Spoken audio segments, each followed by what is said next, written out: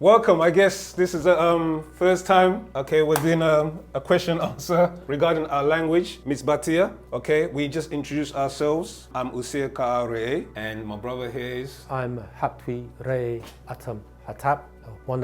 We are one of the many student teachers of the master teacher, Paa Lahag Yananan, affectionately known to us as Baba Yanun, incarnated deity in human form. In the Arabic, someone like himself is referred to as an Ila Mutajasid, divine being in human. In the Hindu, they refer to someone like himself as an avatar. In the Hebrew, they say he will be referred to as an Elo of the Elohim. In the Greek, they will say he's a theos or an angelos, an angelic being, a messenger. And in the Egyptian mystery systems, he's someone like himself referred to as a Nitir or a Nadar of the Nadaru or the Nitiru, an overseer. Galactically, he's referred to as the Marzaqum, a Rizkian from a star system called Ilyun and a planet called Rizq. In the personage of His Excellency Dr. Malachi Z.K. York Okran, 33 degrees over 720 degrees.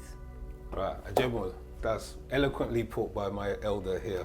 I'm going to call him an elder because he's Mukdal. Yeah, Mukdal means elder in our Sabe language. So, you know, there's been a lot of questions online regarding the language, its origin, what is the science of it, how it deals with us as a race of people. So we're going to try and delve into that as much as possible, given the short space of time that we have. But it's worth doing because in this day and time, it's needed. We, as a race of people, even though you can go to the wide continent of Africa, have different dialects of languages. The true language, okay, originated in our motherland, but it was spoken, and we are now reactivating it by way of our master teacher, Dr. Malachi Z.K. York. So the questions is, where did it evolve from? Things like that. And, you know, what does the FAC, we have tones in our language. How does it pronounce certain words? And what does the actual alphabet look like, which we refer to as harufat or harafat. Okay, so you can go on, we're going to mention also that you can go onto certain platforms where you can actually learn the language for yourself and also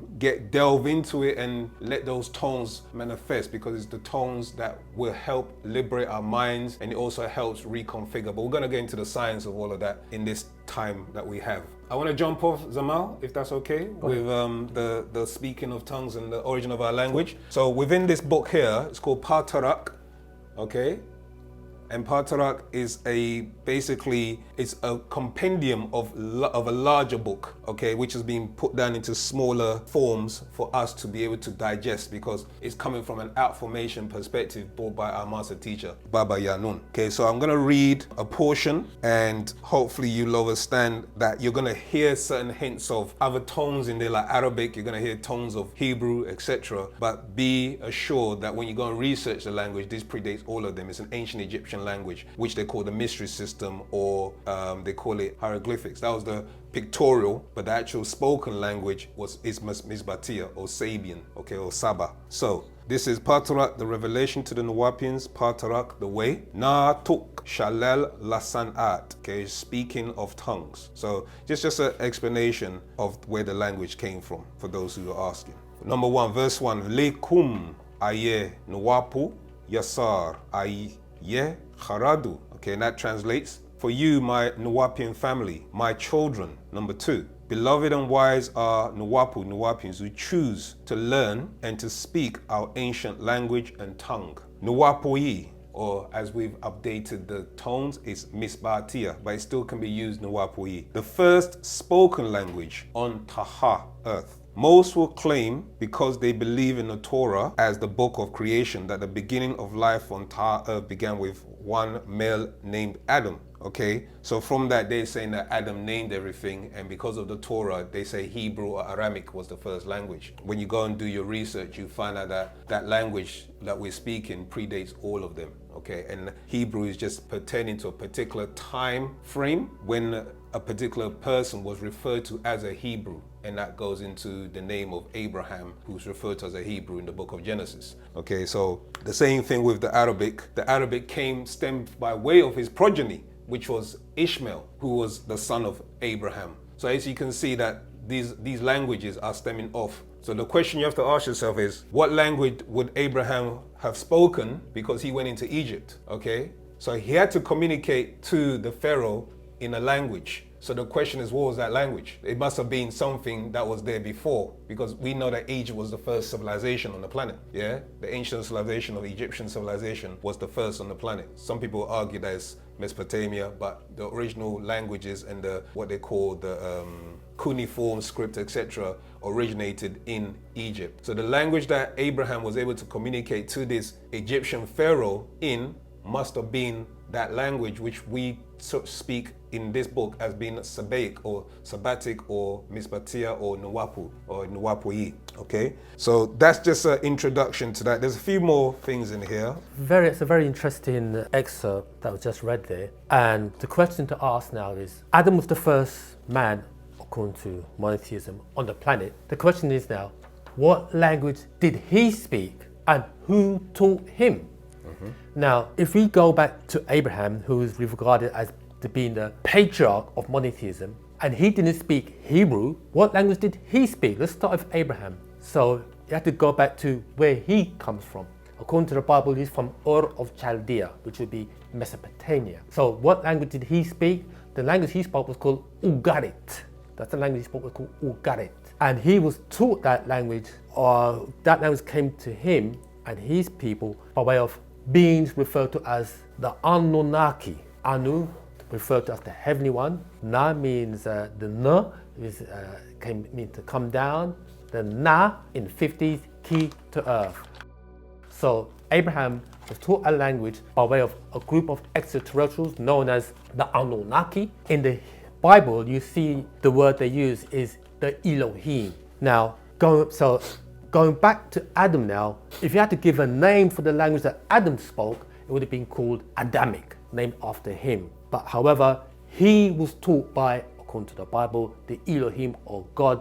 So they're the ones who taught Adam. They wanted to test him. In Genesis chapter 2, you find out how they wanted to test Adam to see how well he could articulate the language. Now, they say that if Adam was the first man on the planet Earth, and religion only goes back 6,000 years and is well known, anthropologists, archaeologists and the like all acknowledge that the first group of people on the planet Earth was Negroid from Africa. That means then that the Africans would have been the first people on the planet Earth to be taught a language. So now, what is that language and how did language come about? So the question to ask is, was language imported or did language come with evolution? That's a question that needs to be asked. Back to Paa Taraq, verse 83. The first language was in Africa, the language of the heavenly host, or Saba, Siba, Sheba, a language now named after her, the Queen of Sheba. In history, they called her the Queen of Sheba. Muslims called her Bilqis. Hebrews called her Makida, from Ma'at Ka'a Reye, or Hapt Sha'eb Satak, Hatshepsut of ancient Egypt. She was an Egyptian, Ethiopian, Sudanese, Cushite woman.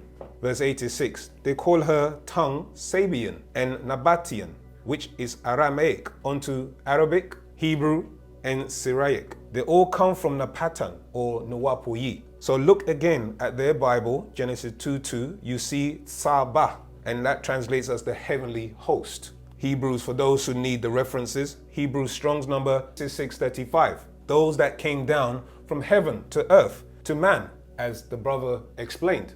Yeah, beings came down here and set up the language. So you can see Saba is Saba of Ethiopia, as you can see Sada is Sudan of Africa. Now amongst the Habaru, Hebrews, Shashasu, Israelites, and Muslamu, Muslims, the person who spoke to the Elohim, Yahweh or Allah, is the prophet. These people were responsible for bringing the message of God or gods to the people. So what did they call them in Hebrew from Chaldea?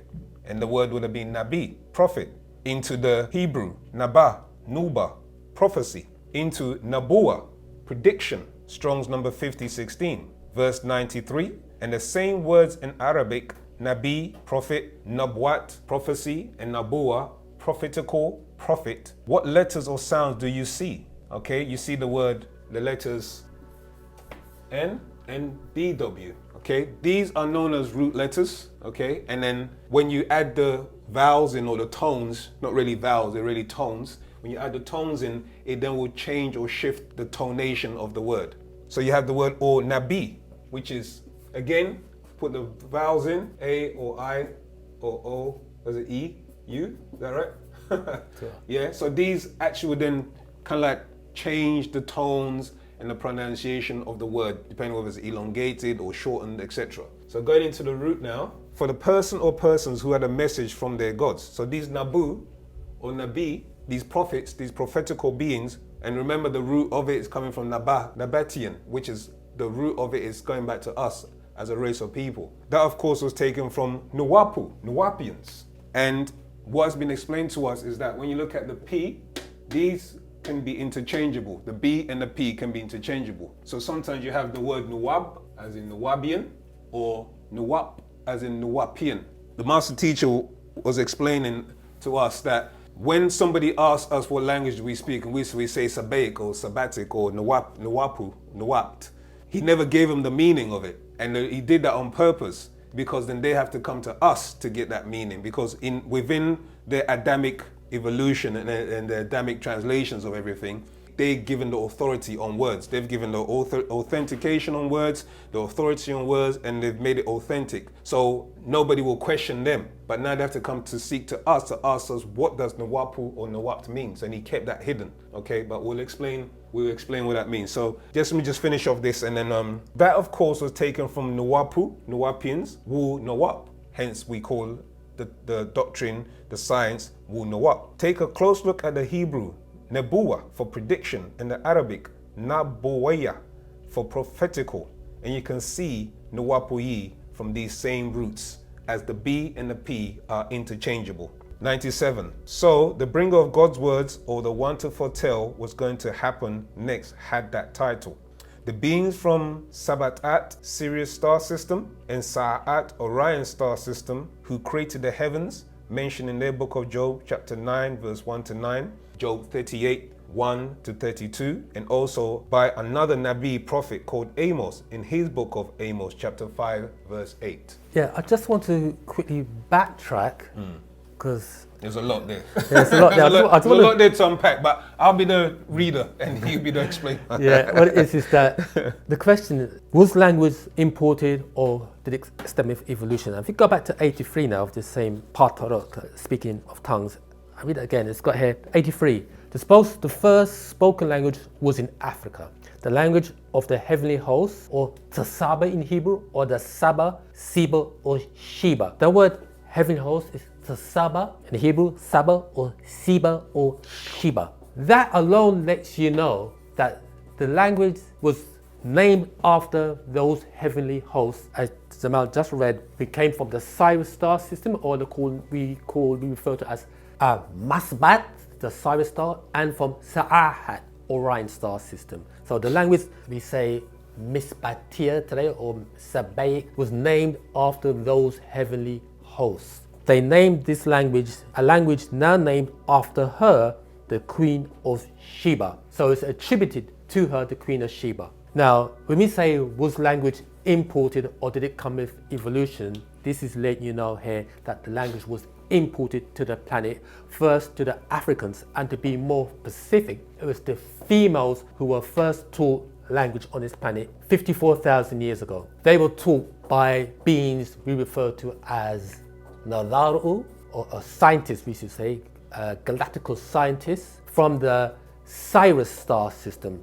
So when you see the word heavenly host, and they use the word Tsaba, or Saba, or Siba, you can hear the word Sabian, or Sabians, or we say Misbatians, or so we say Musbat or Sabians from the Sirius star system. However, there is a history on how this all took place. It was we refer to term as Nazaratat, or the female deities or female overseers who came and taught the females on this planet Earth, the African females. But first they had to do an experimentation. They had to utilize the African grey parrot and also a particular type of baboon referred to as the Hamadras baboon, to see if they could mimic certain words.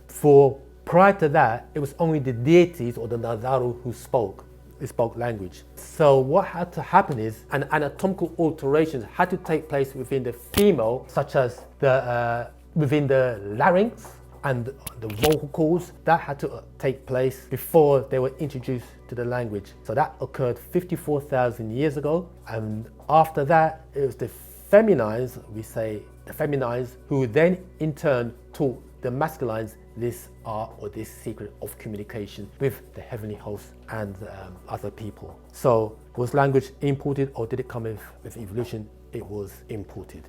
And there's a lot that came with language. So I just want to pass it on now back to Mazamal Osir. Tota. Yeah, so as the brother explained regarding, because we're now moving from the origin, evolution, into the science. So it's a natural transitional flow. So the science is that you're looking at a genetic test, as the brother explained, okay, where a particular gene known as the FOXP2 gene, okay? But the FOXP2 gene is in a particular chromosome which gives you speech and articulation. If you have noticed, some families or people who have speech impediments, etc., is because that particular gene has not been expressed fully, or in its, and what the masters always explain is that females are the best articulators. They're able to speak, and they speak faster and they think faster. So this gene is actually to do with your ability to access information very quickly, and also the ability to articulate eloquently and convey information. That's what that particular FOXP2 gene is responsible for, and that's linked into the female, tying back into the genetic alteration that was done in order to house this gene, and then for it to then descend down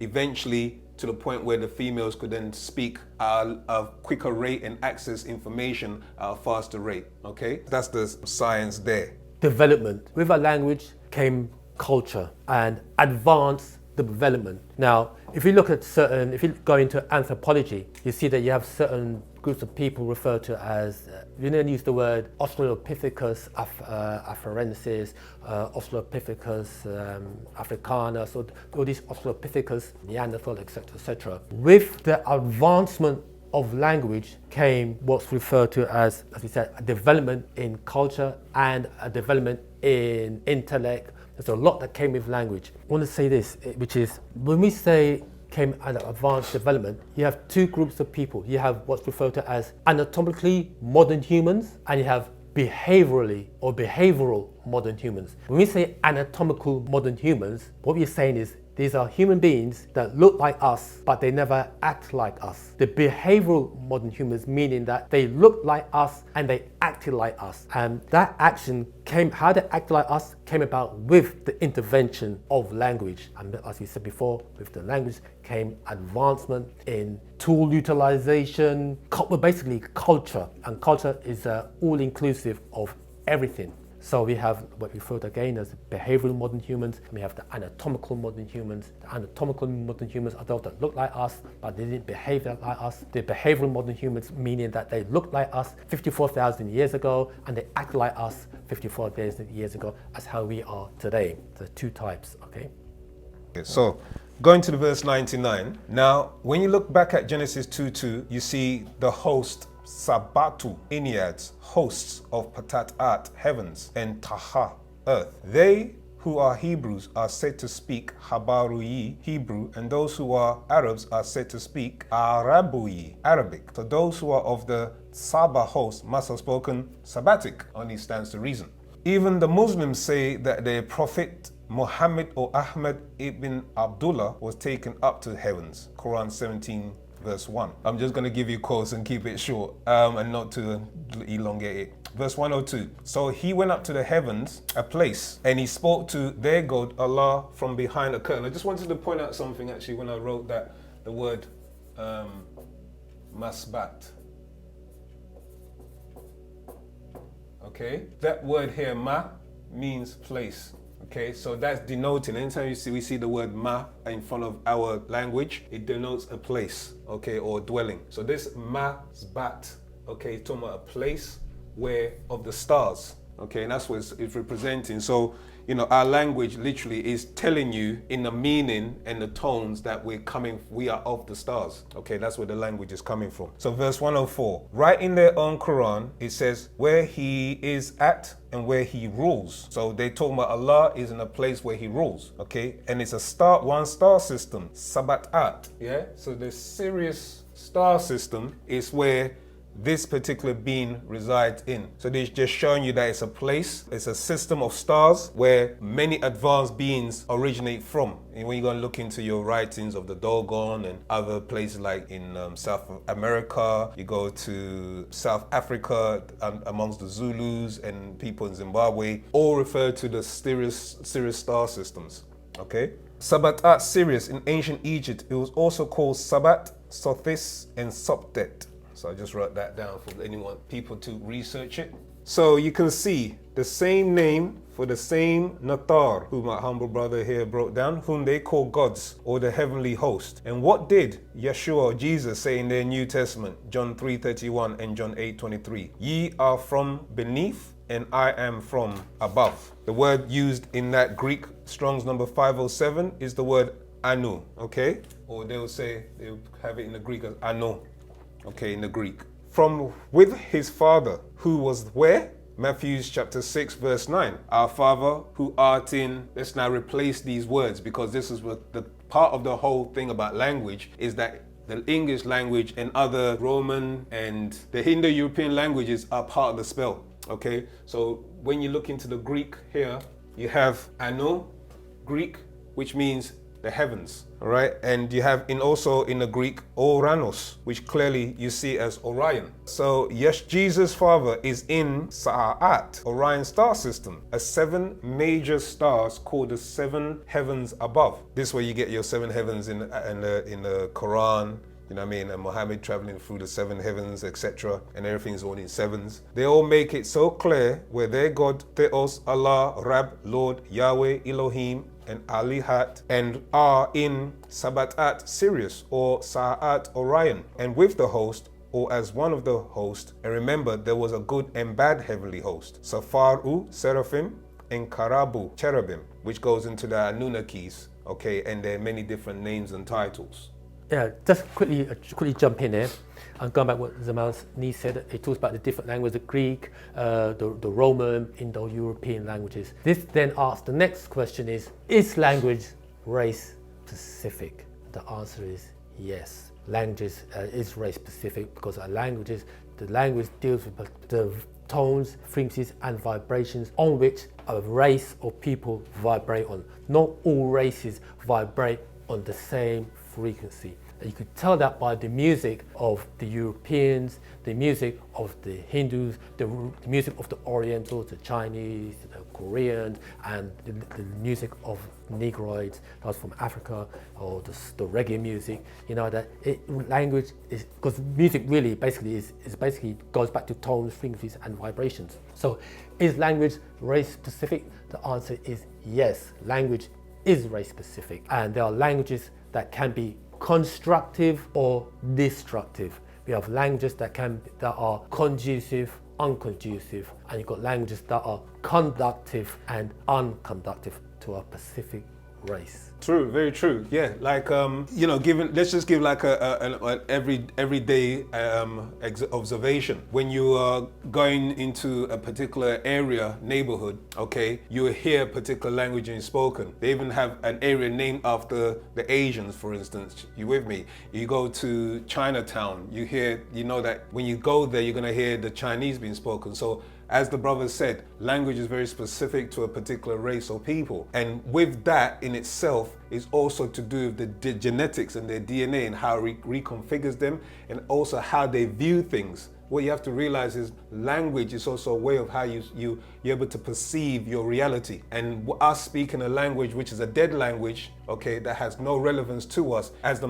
brother said, is that it's either constructive or destructive. You with me? So it's actually not helping us, it's actually doing the counterproductive effect on us as a race of people. So we're not perceiving things through the eyes of our ancestors or through the eyes of what is real reality to us. Hence, there's so many different conflicts and misunderstanding between us because we're not conveying in our own language, which has a frequency, a tone, and a vibration, yeah? And that means that I won't be arguing with my sister or my brother because we have a particular resonance that we have between each other, okay? And that's the importance of the language, and that's why we're advocating and pushing and spreading Wu-Sabat and the language, etc., because it deals with tones, vibration, frequencies, and the reconfiguration of your DNA. Right, so we jump back into Paa Taraq.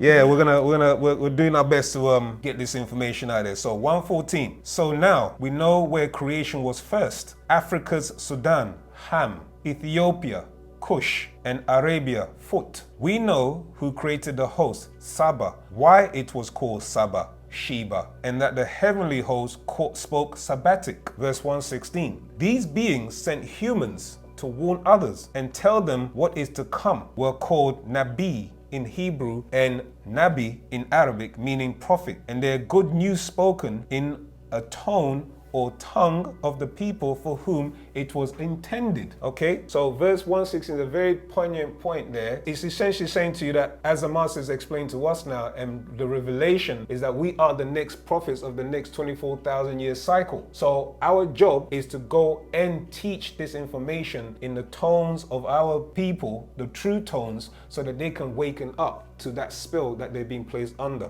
Okay, let me jump to verse 117. The first language spoken by mortals was Nuwapic from Sabbatic, and Genesis 11:1 says, and the whole earth was of one language and of one speech, dialect. It was Nimarad, who had returned from his father Cush's land, where they still spoke Napatan, Nuwapui, Sabbatic, and brought this tone back with them, which was not spoken in Shinar or Sumer under the gods who ruled there. So that's showing you there's a distinction and differentiation between who ruled where and what language was spoken or what tones were spoken and how it affected the people. Verse 119. This different tongue or tone caused a problem because speaking a different tone not only changes your bodily vibration, yet also changes your physical appearance. Okay? So that is again another alluding to the fact that when we start to speak our language, if you look at a specific race like the Chinese, yeah, it's not because they're all just born and they all have the, epithantic fold and they have, high cheekbones, etc. It's because language literally does shape the facial features. That happens because you're using certain muscles and certain expressions on your face. And then that being happening is actually over the course of time actually going to alter and change your physiology, including your face, okay, and your facial features. So, verse 120. Not only that, the language, it changed the channel or station the people were listening to. So the language is not just a frequency that just me and you can hear when we're conversating with each other. It's a language and frequency that permeates the actual environment. You with me? And it actually affects this station. This station is that there's radio waves that are constantly being emitted. Okay, and sound, as you know, sound travels, or if you go and research, let's say, about sound, not that you know, but if you research about sound, sound travels and doesn't really have an ending. It just travels and travels and travels. You with me? In different waveforms, and then it will embed itself somewhere else, but it continuously keeps traveling. So this station is being broadcasted by those beings who are known as Anakim, to control a particular people that was in that area of Sumer. And this is what the God of the Bible or the beings didn't want to happen when Nimrod went over there and started to change the tones. Once it changed the channel or station the people were listening to, and thus they were no longer under the control of this God. Genesis chapter 11 verse 67. Again, do your research, read the verse, and you start to see. Verse 121. The Sabatu spoke Sabbatic or Sabian, and is the same script we use today as Nuwapui. So verse 122. At this point in time, outside of Africa, there was cause for change. Genesis chapter 11 verse 6 to 8. And this Yahweh and those with him we know were cherubim by Genesis 3:22 to 24. Okay, verse 1 to 3. That ties in very well, actually. The next part that we're going to mention, I guess we can cover when it talks about the script. Okay, so we delve into that. You see here, okay, if I bring it up close, right, that's our Harafat, and this is the script. Okay, so these are Sabaic letters, with pictures. So we're just going to write some down so you get a feel of it. I'd just like to say something here.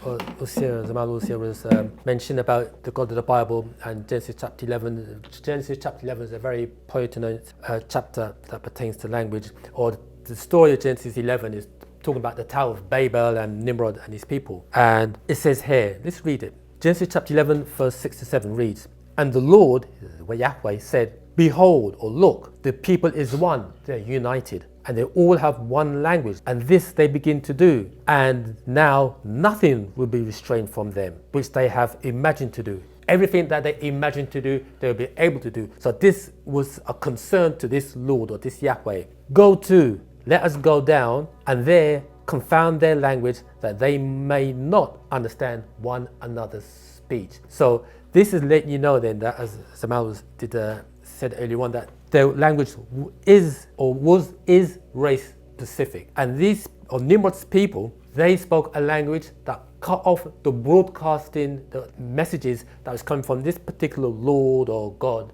And this God saw that the people were now united. Yeah. So this is the same thing that's happening to us as Negroes in this day and time. When we say, is language race specific? The answer is yes. And what's happened to us is that because we are not speaking our own language, we are what's referred to as a disenfranchised people. And the unification will come once we start speaking our own language. And once we start speaking our own language, everything will change. It'll be like what's referred to as a game changer. Now we can go into the language itself, and our language, Mispatia, is written from right to left, but it can also be written from left to right. Now this is, reading language, we say from right to left or left to right. This is a very important point. What it is that our brain has been so constructed to read and write from right to left, because in terms of reading and writing, it's from right to left. In terms of doing mathematical calculations, it should be from left to right. So when we at the English language, it is read from left to right, but that is contrary to how our brain has been so constructed. We should be reading from right to left. And we do mathematical equations. We are taught to first do the units first, then we do the tens, then we do the hundreds, and then we do the thousands from right to left. So it's a backward system. However, now that we have the master teacher, Paa Lahag, and we have Wu-Sabat, the culture, we're now setting the record straight and correcting things. So now we can quickly go into the language and just show you how it's written. Okay, so we're looking at the script now, and when we say we write from right to left, this is how we do it. This is what we call the A. We don't say A because it's all about tone, fluidity, and French. We say A. Okay, in English they will say A. Then we have Ba. As you can see how I'm writing it from the right going in this direction. So we're writing from right to left in this direction. As we said earlier on, because that's how our brain processes language from right to left, as opposed to English, we read from left to right, which is contrary to how our brain is meant to process the written word. Okay, so now each of these letters, as you say, has a specific tone, has a specific frequency, and has a specific vibration. So we would say the A, the Ba, the Ka, the Cha, the. This is how we speak, how we pronounce the letters. However, correct pronunciation has got to do with what we call the vowels, and we are taught that there are 5 vowels, A, E, I, O, U, but in actuality there's only 3 vowels, which we say the A, the E, and the U. The A, E, U, and this is the foundation for most languages on the planet, the vowels A, E, O. There is a hidden meaning behind this term here, A, E, O, because we have what we call, since in Mispatia, we ascribe and subscribe to the Egyptian mystery systems, and this A, E, O is what we refer to as the ancient Egyptian order. And this is letting you know the origin of language. These vowels, A, E, O, letting you know the origin of language, which has come from the Egyptian mystery systems. Or let me say, we have to take note and remember that Egypt is in Africa. We don't say Africa, we say Afaf, Re, Ka'a. They call it Africa, which is from the Arabic Ifriqiya, it means divide and separate. But the master said, no, we call it Afaf, Re, Ka, those who are of the spirits of the sun, Re. And the origin, we say that the A, E, O, the 3 vowels, the A, E, O, the ancient Egyptian mysteries order. So going back to these vowels, The vowels are very important because it's the vowels that help shape the pronunciation of words. The a, I, u. Once you got the vowels on lock, these just 3 vowels, all other the pronunciation will start to come. Yeah. Okay. So as the Dal is explaining that the mystery system, because it's dealing with certain, these are formulas, okay, and those formulas tie into also the tones which we advocate in Wu-Sabat. We teach is that FAC are our natural tones. So the FAC, which is dealing with the universe, the planet or nature, and also the planet, the universe, and the human body. So you have these 3 particular tones that we are constructed of. Okay, so F is the planet or the nature's tone, and then you have C, which is the cosmos. Okay, dealing with the universe, and then you have A, which is the body tone. So we were constructed in a particular way by our ancestors genetically in order to resonate on those frequencies. And even if you go and study whale sounds, whales also utilized a lot of the F and a lot of the A in their communication. But you do your research, you find this out. Okay, so I'm just going to read something again because now that we're dealing with the science. There's a part from the prism, it's called the Taraq, the prism, and it says, the master teachers explained to us, learn to speak Nuwapuyi Sabaik in your own tone and words. It's based on optical manifestation of sonic energy, okay, and blocks out all interferences of demonic tones. It's about vocalization and visualization, which equals manifestation. So again, the formulas of how we're calling on our ancestors in our chants that we do, these are actually we're vocalizing it, and the intention behind this, okay, is allowing certain things to manifest in this realm. As we speak the language, as we chant the language, as we think about the language, etc. All of these things are happening and is taking place and is protecting you from demonic forces, you know, because these demonic forces to us would be 6 ether, because 6 ether is adverse to 9 ether. We are 9 ether beings who are striving to become a perfect being, okay, in order to make the grade to be accepted by our ancestors who exist in higher realms. So it's all important for us to be vibrating and in resonance with these frequencies. Very, very important, the language to us. Because this actually links into the next thing. So I'm going to talk about the cherub. This particular cherub, who is known in the book of Ezekiel. Book of Ezekiel talks about this particular cherub known as Lucifer.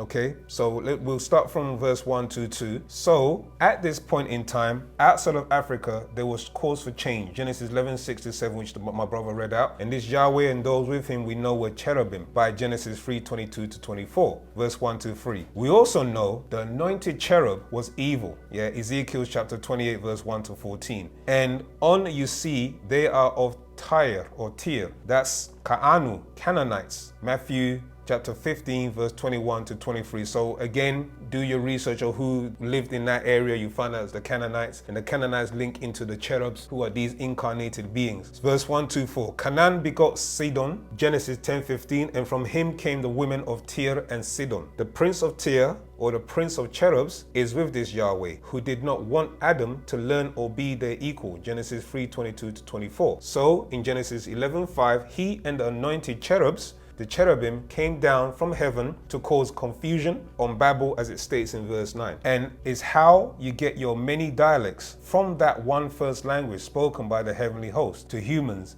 in Africa on the Nile River. Verse 1-8. In the garden in Foot or Arub, Arabia, and it's called Nuwapuyi, Nuwapik today with same script. You can find this today, this day, some of the same words found in Hebrew, found in Igbo, in Nigeria, as well as in Arabic, in Hausa, in Nigeria, which by the way means Negroid land. Verse 130. You find Hebrew and Arabic words in Akan of Ghana. I can testify to that because I'm from the Akan people in the Ghana region. So I know certain words in Miss Batia, you say, oh my goodness. And then you can kind of like relate and like, okay, this makes sense. So as well as in Bassa of Liberia to this very day, that did not come into Africa yet were already there. Verse 131. Not those mixed tongues such as Swahili, which is Bantu or Bentu, and Arabic, originating from Arabia. In the north, each Muslim country got it from Indo-Arabs invading Africa with their Islamism religion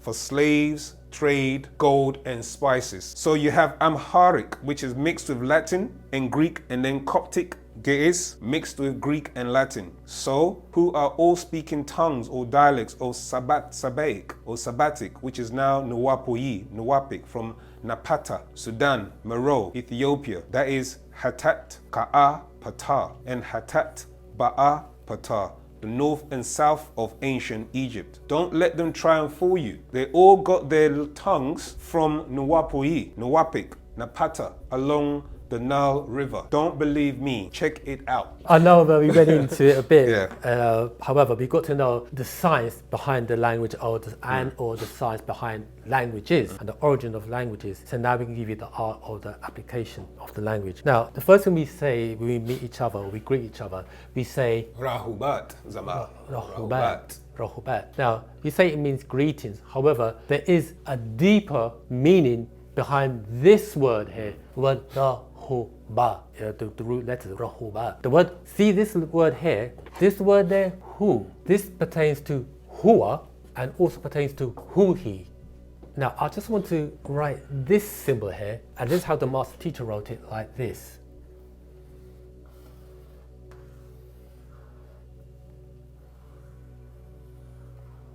Remember that? Mm-hmm. That symbol. So when we are saying Rahubat and it's Rahubat, this letter here, this ha, it's not ha, but it's ha. So we're saying Rahubat, and this hu, this symbol, as Zamal broke that, as written like that, pertains to divine love. What's another word for Ashuk.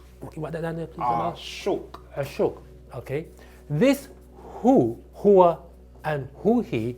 This Hu is one of the many creative forces of will. The Hu-He is the masculine and feminine principle behind the creative forces of will. The Hua means he or it and. This symbol of Hu is Ashuk, or divine love. So what we are actually saying in our greetings, when we say Rahubat, we are actually saying we greet you all with, by way of Hu, Hua, and Hu-He, with divine love. These are the hidden messages behind our greetings. May I just interject there? Go ahead, sir. So, as again going to do the science, this is causing a reverberation, a vibration in your being. You understand? So, the science and the formula of the language is that it's unlocking keys in your genetics. Yeah? When we go into genetics, you're dealing with not just the genes, but there's something that they've now opening into called epigenetics. Okay, epigenetics work by way of something called expression, and they sit on top of your genes. And what they do is that every time you're speaking the language that we're speaking, and the vibration and the formulas that's been utilized is actually expressing certain genes and is unlocking certain genes in your divine coding. But what the English does by way of its force is that it locks those genes. It actually closes and shuts it off. Okay, so that's why we're saying that the language is very, very important for us to study. It's not just me and you having a nice chat in the corner shop. You know what I mean? In the corner of the day. Exactly. Check this out. See this word here, Hu-He, is the masculine and feminine principles. Hear this now, family. Make sure that you all got your attention. Pay attention, put your earbuds on. Students. So you put your earbuds on, you don't fall off the floor. There's more behind it. Mm-hmm. Right, this word Hu-He, if you read it from right to left, you get I-U. This I has a Y sound. These are similar. The Y sound and the I sound are similar. This U would be your W, because a W really just a W. And look what you get. And read it, write it from again from right to left. You get this. So you got Y-H-W-H, which is Yahweh. And they translate this as Lord. So there alone, you can see where this word Yahweh, Y-H-W-H, where it is coming from, going to take you back to the Egyptian mystery symbols again from this Etherians called Hu-He. This is the origin of their god, or where they grafted this word Yahweh from. And just an update the master gave us. We must represent our culture to the fullest we explained what culture is. Language determines a race's culture, okay? With all that is going on today in this world, people whom do not have a culture will not survive. It's imperative we dress our cultural dress, speak our cultural tongue, Nuwapui, Sabatia, eat our cultural foods, and dance our cultural dances. So that's just putting it out there for those who are serious about learning the language and embracing Wu-Sabat in their lives. While the man is looking for that, I'd just like to add something here about the culture, because as we said earlier on, just can reiterate it once again. Our culture, Wu-Sabat, or we say back in the days it was Wu-Nawab, one and the same thing, Wu-Sabat. Your culture is all inclusive. It's your means, our means of identification. Without a culture, that means you haven't got an identity. Exactly. And the question to ask now then is, who are you? And the thing, what we tend to, if you haven't got a culture, what we would do is we would adopt a culture or a foreign culture, a culture that's not being constructed by one of us for all of us. So that's what happens. We start to speak a language that's not really constructed by us. We start to dress, eat food, live a way of life that's not for us. So Wu-Sabat has been so constructed, as we read earlier on, it's coming from way from the stars down here to the planet for us Negroids. So a culture that's constructed by the heavenly host for their children here on the planet Earth. This is perfect. Guess what I just came across in that language? Our Karas Masas. Perfect. Okay, so we're gonna do a little thing. Obviously, I'm gonna be honest, I don't speak it fluently, but we are making progress. All right, so this is a lesson from our platform, and it's basically to do with our Children's Day that's coming up. So I'm gonna start, and then you can continue from there. Rahubat Moisar, Panin Khabut, Nahun Shawil Natuk, Anin Pa Karas Masas. Greetings, family. This month we will speak about the Christ child. Number 2, Panin Atel Zamut, Kawun Maneh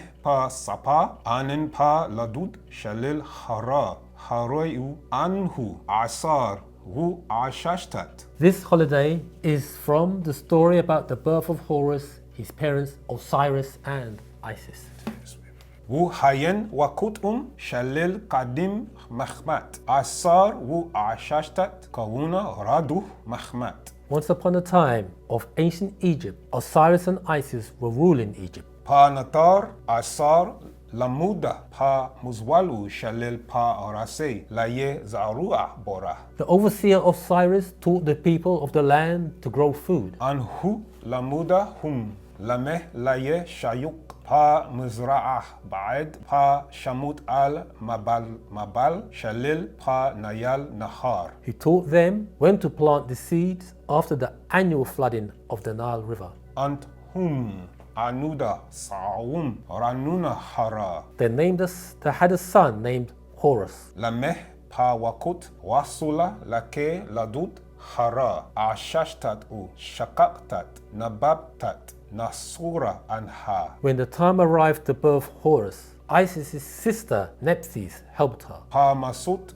Zadid Labdud Anhu, Shalag Shakuta, Lahe Pa Rahan, Wakut Jawef Masbatia. The evening before his birth, snow fell for the first time in Sabatia. Nahun Haful, Panin Atal Zamut, Jawef Karun Shalil Mukhrat Hum. We celebrate this holiday in honor of their child. Tawukum.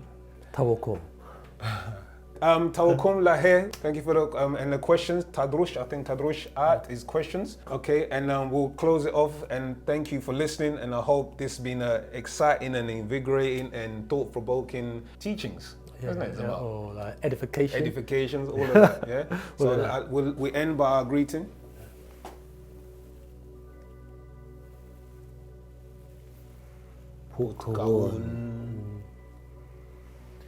I just want to explain what we just did there. What we're doing is we hold up our hands, we are bringing the rays together, we are touching what we call the third eye, beneath the nose we call the mirror, the pyramid, and beneath the chin we call the barotheric gland, the gland that gave us access, random access to the divine. We bow and we are saying, Port Kawon, all is. Just a minute, add 2. I'm gonna tease him a bit. He's an elder. So with that, I bow lower to an elder. Okay, so that's part of our culture. Yeah, we bow lower. Yeah. All right. And what we'll be doing here is a little small class, a racial class on our Lahag language, Misbatia Sabaik. Okay, we're focusing on the harufat, the letters, which they call in English the alphabet. Okay, so we start off. The first letter is this one here. As you notice that I'm writing from right to left, and this is what as the ah. This sound can be ah. It can have the sound of and it have the sound of ru. Ah, ru. In the Arabic, it'd be the equivalent to the ain. Okay, so it's ah. Could be could be ru. Okay, so that's the first letter there. Next one would be the ah. That's the ah. Then we have the ba, or the be, the ka, or the ku. We then have the cha sound, the da. This is the the. We have this one here, which is the e. We have the fa, the ga, or the ga. Some of these sounds are not in the English. This will be the r sound, the h sound. It's like the ha. We have this is like we call another h we call the h sound. This is the ha. This is the e sound. In English they say the I, e. Just use it like this. This is the j sound coming down here. This is the k sound. This is the kh sound. This particular sound is not in the English. I sound. I. English they'll say L. This is the m sound. Wrap that out, make it nice and neat. This is the m sound. Meh. This is the n. This is the p or pe. This is another pe sound. The difference between this and this is that this will be at the beginning and end of a word, and this p sound will be in the middle of a word when we are writing. Another pe sound, which is a pata, pata, pata. This particular word is pata, as in the deity pata. This is a pata. This is a ph. This one here is the qa sound. Qa, let's try and give the English. Qa sound like a Q. This is the ra sound or the re. This is a s sound. Se. This one is the sh sound. Sh. This one here is the so sound. So. As in sword. This one here is the t or te. As in T. This is another T sound. It's like a hard T. We say, I don't know how to write it in English, so I say ta. So we got this one here. This is the oo sound. Oo. Oo. This is the V sound. The vo. This one here is the wa. The wo. In English they say W. This is the X as in X-ray. Oh no, let's put X as in X-ray. This is the wa. The wa. Just wa or the ya. This is the Z sound. The Z. But that's our harufat. The word we call it, we call this the harufat. Our letters. Ha, ru, or hara, fa. Harufat.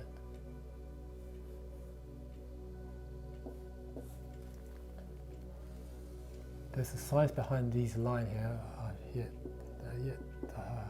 yet to be revealed to us. In English, the transliteration would be